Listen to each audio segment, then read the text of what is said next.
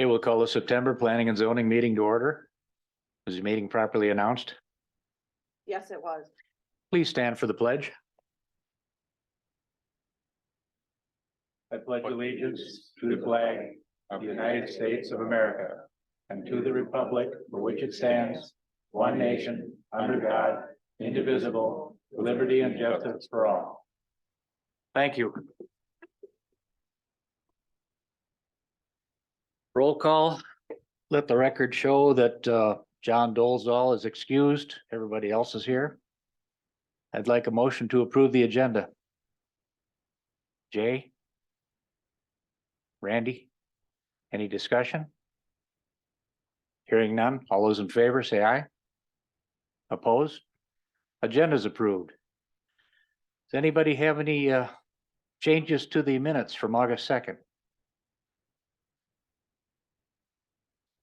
Seeing none, minutes are approved. Public participation, we have one person, two people signed up. When we get to that part, correspondence.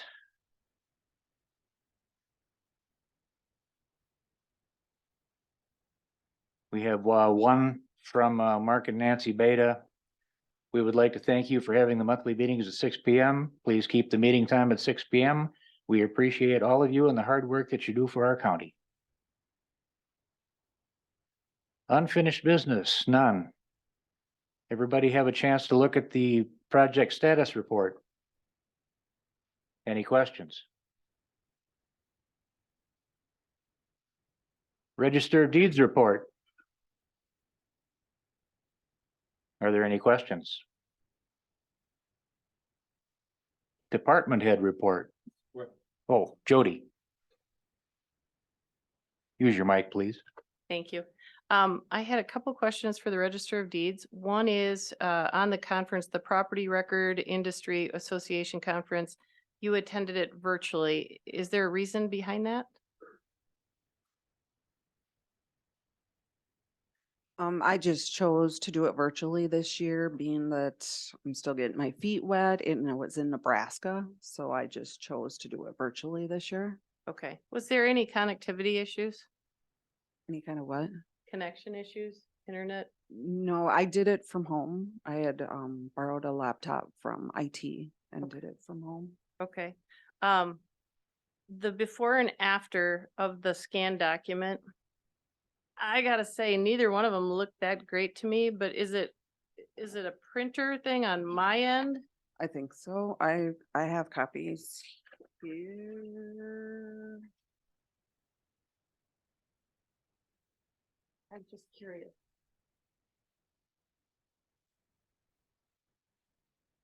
Is that better? Okay, so yeah, yours had more contrast. Thank you. You're welcome. Because mine was gray. So, okay, and then can you tell us anything about sovereign citizens and why they're big topics? They like to record documents. Most of the time they mean nothing. But it's just recording documents trying to cause problems. For the most part, they're not. They gave us some kind of red flags that we should be looking for if we see them. Most of the time, if they bring a document in, we should record it, because if we don't record it, we're liable. If we record it, we're not liable. Anytime we run across someone bringing it in, I contact Jeff and Corporation Counsel to come down and quick do a review. We usually record them because it's just better not to.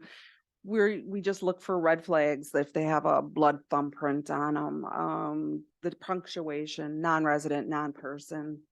But it still comes down to that we need to record them unless they are threatening. Then they gave us a number where we need to contact the FBI to let them investigate it further. But in Adams County, we don't have a whole lot of that, where other counties have a lot more of it. You're welcome. That's all I had. Okay. Department head report. Winding down summer here. August was a little bit on the, it was good for permits, but slower on installation and actual work being done. Overall, still still a lot busier than I thought it was gonna be. On the citation side, we did issue 5 citations in the month of August. All 5 were for various scrap, unlicensed vehicles, car parts. And those will all be heading towards court this month. That's all I have for an update. Okay. Everybody have a chance to look at the surveyor's report. Are there any questions? Land information. Buddy, have a chance to look? Any questions? Jody? Just curious who the committee members are on the Broadband Equity Access and Deployment Committee. Do we know? Could someone let me know? Mr. Chair. Yes. Yep, this is Kyle Patterson speaking. I'm kind of helping Sam with it. I mean, he's pretty much taken the lead on doing the BEAD grant. A lot of it is community stakeholders.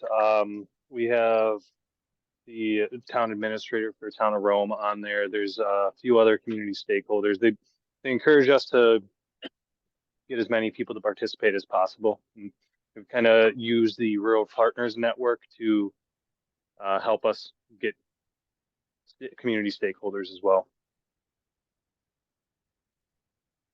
I Thank don't you. know all the names off the top of my head, though. I'm sorry. How many sit on that committee? It's more of a, it's not really a formal committee. It's kind of just a group of community stakeholders.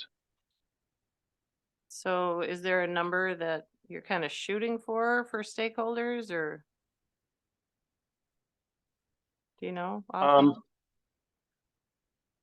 Our guidance has just been as many as we possibly can within the community. I think at the last meeting, there's probably 8 or 9 people on.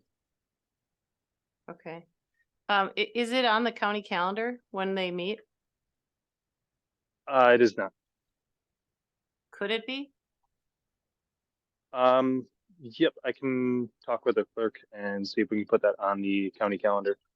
You might get more outreach if it's a little bit more publicized. And then where are the meetings held? Are those at a location or via Zoom or? We do them virtually on, I believe, Google Meet. Okay. All right, thank you. You're welcome. Okay. This time we'll open the public hearings. Dusty? The application, the first application or only application, Harley Ray Miller and Ruth Miller. It's a conditional use request under section 405-30.1C of the Adams County Comprehensive Zoning Ordinance to operate a permanent sawmill and harness/tarp manufacturing and repair workshop on property located in the southwest quarter, northwest quarter, southwest quarter being lot 1 CSM 5385, section 29, town 16 north, range 6 east, parcel 10-770-15, town of Easton. The address is 2848 Highway 13. I did receive no correspondence. I did get the town participation form. It was updated yesterday afternoon. The town, when they sent it in, filled it all out, forgot to put the top, whether they object or not. I was informed that the town does not object to it, but they do have the conditions at the bottom that they would like to have the board or the committee take into consideration. For safety reasons. They would like the DOT to have to approve the ingress egress of the driveway. And then hours of operation in line with normal agricultural business hours. What is that? It's pretty open-ended. I mean, they operate 24 hours a day. Yeah, but you have business hours and then you have ag hours. And so we wanted to make sure that everyone in the community understood that we're talking about agriculture hours. So, yeah, I know. Pretty much 24/7. So, Okay, are the applicants here to speak?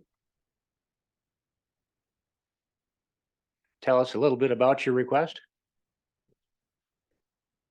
I am Jonah Mullet.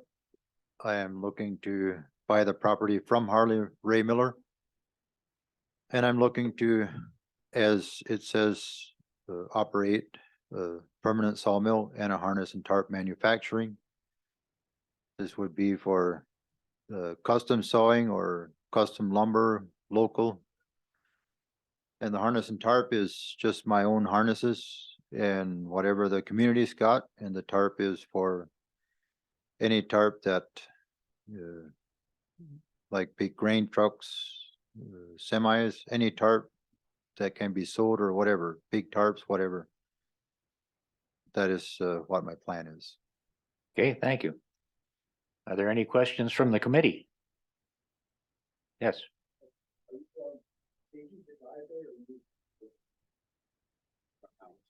Right now it exists. Jody? Just a side note on that, I did, there's an easement that runs through there. Because of that easement, I believe the driveway would have to stay as it is, shown on the CSN. So. Never mind, I'll get to it when we get to it. Okay, Mr. Chair. there's one yes, Is there gonna be like a storefront for people going in and out, or? No, I just do repair work and make new whatever.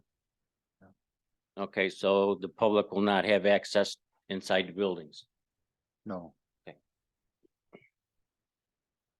okay. There's one person signed up to speak, Phil? I don't have anything. Okay. How should we operate this conditions for this conditional use? I You have, want to set the conditions? well, yeah, I would, and I'd like to ask Corp Counsel a question on that.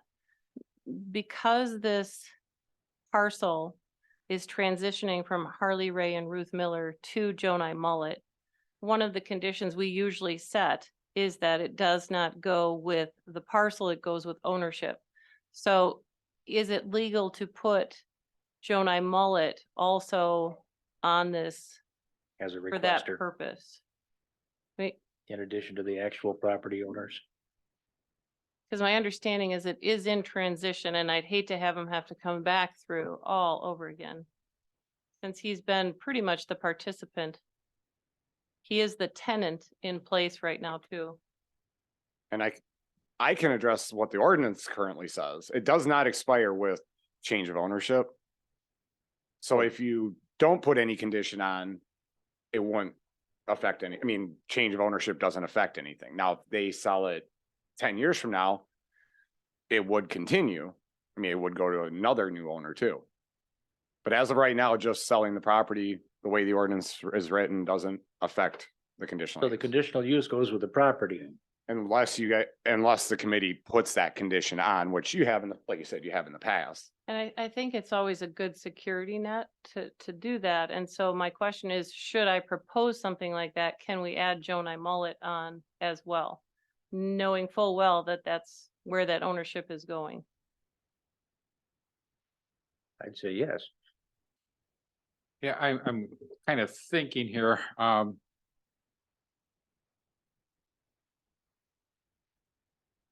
if you know that Jonah's buying the property and you could put on there too that as your condition that you have no objection to it, well, again, the ordinance is written that it automatically transfers with the property, so I don't think it makes a difference.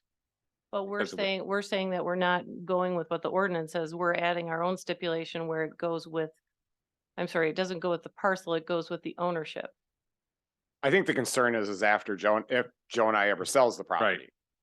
How could you end it at that point? I think you could probably make that a part of the conditional use permit, that this conditional use permit goes with the current owners Harley Ray Miller and the anticipated new owner Jonah.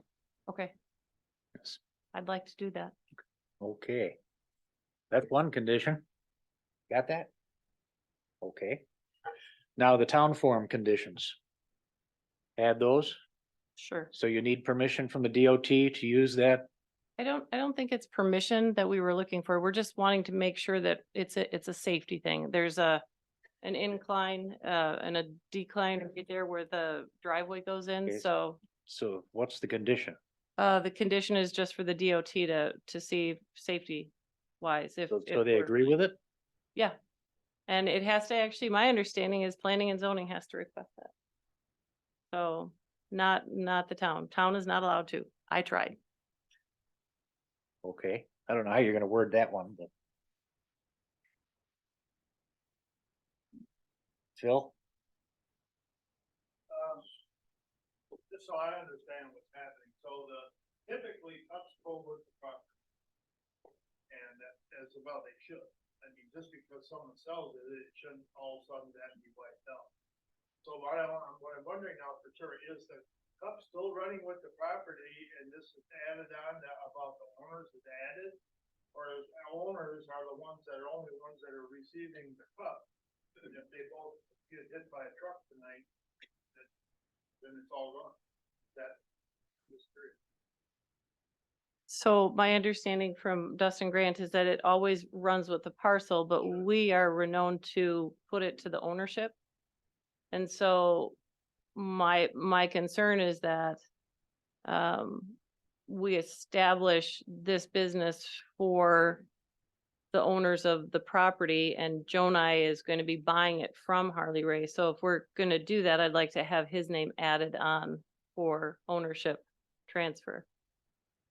In the case, then if he sells it down the road, the cup doesn't go with the new owner. Is the way I'm understanding. They can put conditions on that they want, but you're absolutely right, Phil, that if they both were to pass away tonight, yeah, there would be no cup. Well, I guess too, to extend my thoughts, and I'm just thinking here, okay, so we can all agree probably that with the property or maybe it has a little increased value because of that. Pretty hard to argue that it doesn't. So even if the new owners, let's say they don't get hit by that truck and they're on for years and everything, and then they want to sell it, the cup is gone, although even though, let's say they follow the rules with the cup for all these years, because they sell it, it's gone, I think that can possibly be problematic, that it's taken away for no other reason other than it is, they stop breathing. I personally, I see potential. Well, a proposed buyer down the road would come to this committee and propose extending the conditional use to the new owners. And that's what I think it falls down to is we just don't want that as a part of a sale. Let's say that they've established the fact that they're running it well, they're doing things according to the cup. They sell, someone else comes in. I think it's good to have another opportunity to say, okay, so you need to play by these rules too. For council age, right, there's been hundreds and hundreds of cups issued the typical way where it runs with the property. I mean, your legal expertise, you got some people that are awarded it strictly by ownership. I mean, I'm just gonna say personally, I can see where that can potentially cause an issue. I understand what you're saying, but as with conditional use permits, the committee can put the conditions on that they want. Right. Right. Yeah. So if this is one that they want to put on, again, it's not something that I've researched, to see if there's case law on it or not. But going with what the conditional use is and as you said, if it's reasonable and if there's not an objection to it, I mean, certainly it could potentially be challenged down the road, but at this particular time, I can't say that it cannot be done. It certainly can be done.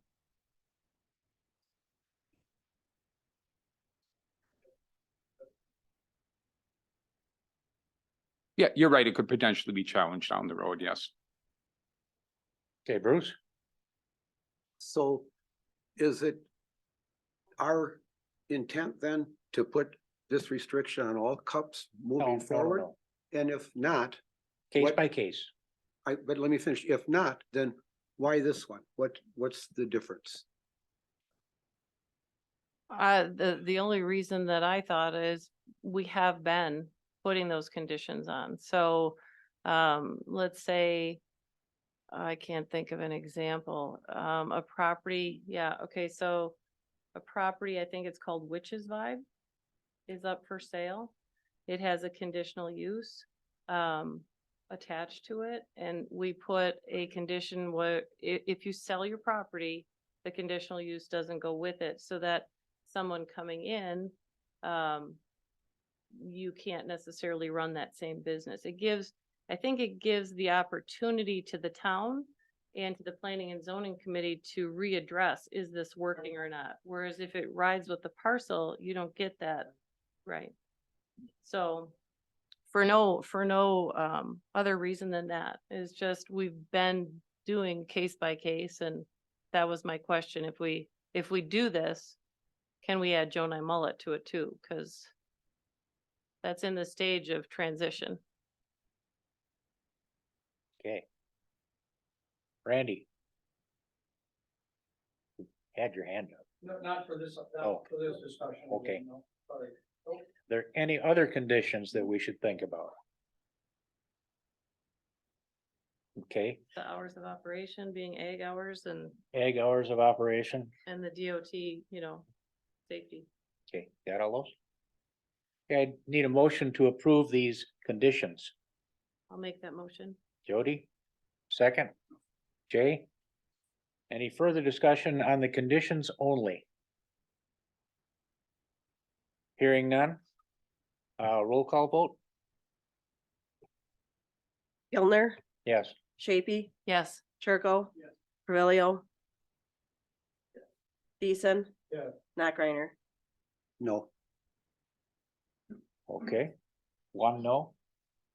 Conditions pass. Now I need a motion to approve the conditional use request.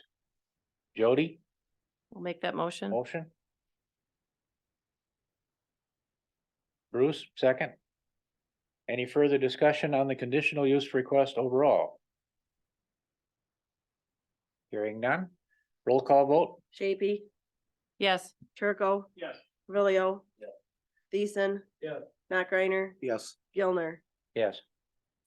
Conditional use permit is approved. You have to talk to Dusty about the rules. Okay, this completes the public hearing portion of the meeting. Everybody have a chance to look at the financial report. Jody? I'm just curious if someone could explain to me what the engineering fees are for. What does that involve? Mr. Chair, that's the county, you're talking top of page 2? Yes. That's what we pay the county surveyor. Okay, thank you. I think engineering fees is a generic term in the Skyward program. Okay, thank you very much. Yeah. Jay? Dustin, the educational, it's professional training, the overage. Is that an overage there, I see? Yes, it is. We ended up having a few more people go to a couple of conferences and the building code training as well. And I knew I had other places in the budget that we were gonna be under, but it'll be the 5-year average. I think we use the 5-year average when we do the budgeting for next year. So it will Reset. Thank you. Work itself out next year. Okay. Permit report. Any questions?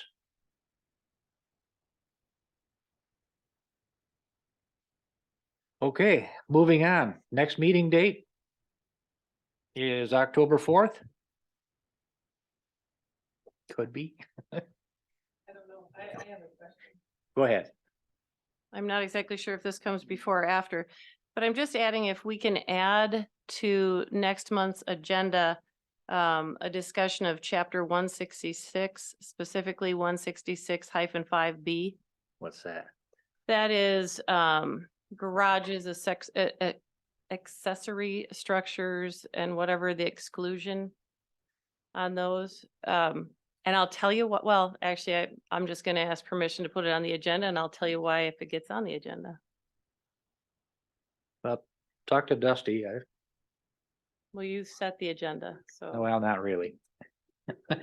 They set it up. I just approve it. Actually, I respectfully disagree. I think it's your call. Send me an email. Actually, it has to go in front of the committee members if they want to have it on the agenda too, I think, right, Corp Counsel?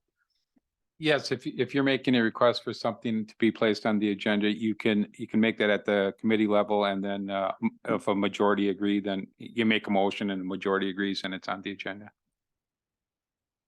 So do we need to take a vote? Are you making that motion?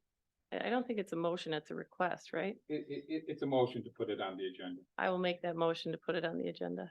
Okay, there's a motion to put something on the agenda. Could you reiterate what that is? Yes, it's to add a discussion to chapter 166, specifically 166-5B, which is the exclusion portion of chapter 166. If anyone wants to hear why, I'm happy to go into it. I'd need a little more explanation. So it has come to my notice that between the assessor and planning and zoning, we have this lack of discovery. When it comes to accessory structures that are 150 square feet or less, that kind of goes to nowhere land. No one's aware of it.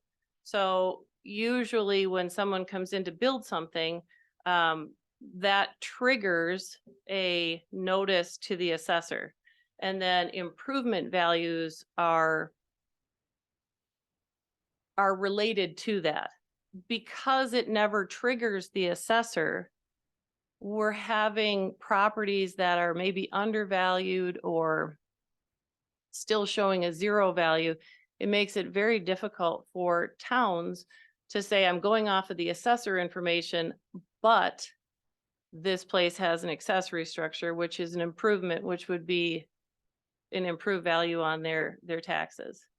So we just need to be able to,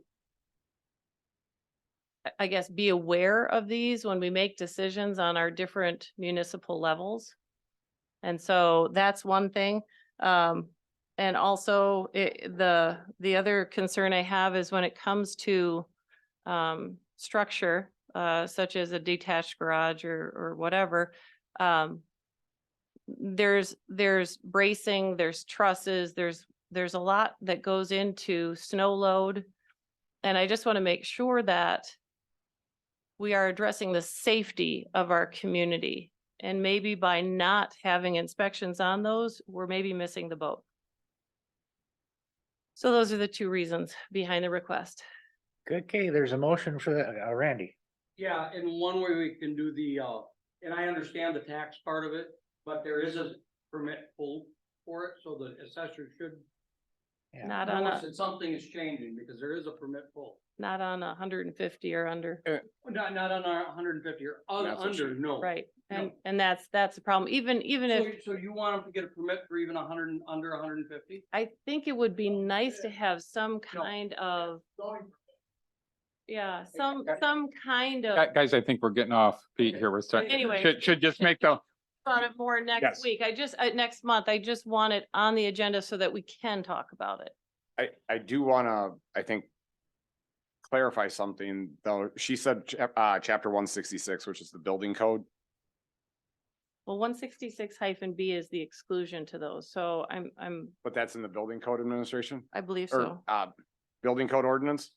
Yeah, 160, chapter 166. All right, so that's only for a building permit. Okay, is an accessory structure not a building? A building permit is where you actually, a building permit covers how something is built. Okay, In the zoning administration ordinance, chapter 391, that's where it requires a zoning permit, which is where or the building is put on the property. okay, so then I'll add that too. What is it, 391? 391-10C1.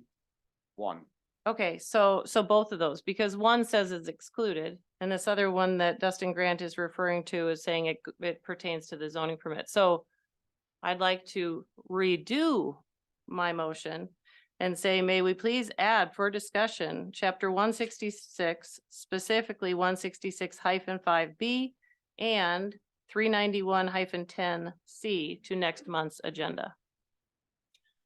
Okay, we have a motion. Do we have a second? Revelio seconds. Any further discussion on this motion? Seeing none, roll call vote.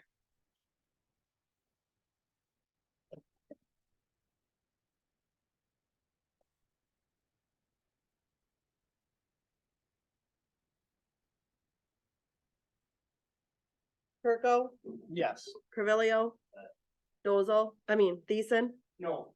Matt Griner, Yes. Gilner, No. Shapey. Yes. Okay, it'll be on the agenda. Thank you. Appreciate it. Now, next meeting, time and date. Somebody wants to speak. At a young love, I just again want to say.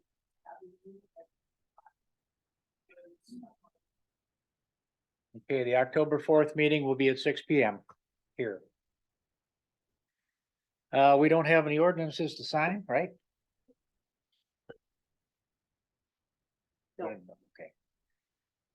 Okay. Meeting's adjourned. Very good.